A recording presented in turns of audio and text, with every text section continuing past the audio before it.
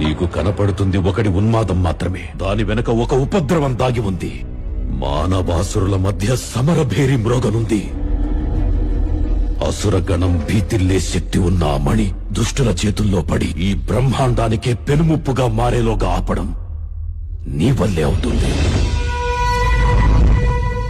నేనొక్కడిని ఎలా ఆపగలను?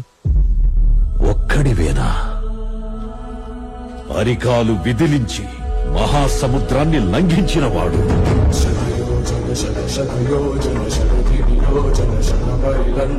రాక్షస సైన్యాన్ని మట్టుబెట్టి రావణుడి సింహాసనాన్ని కంపించినవాడు,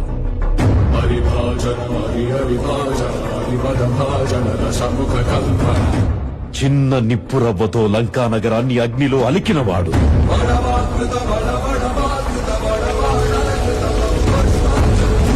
త్రేతాయుగంలో రాముడి నీడయ్యాడు,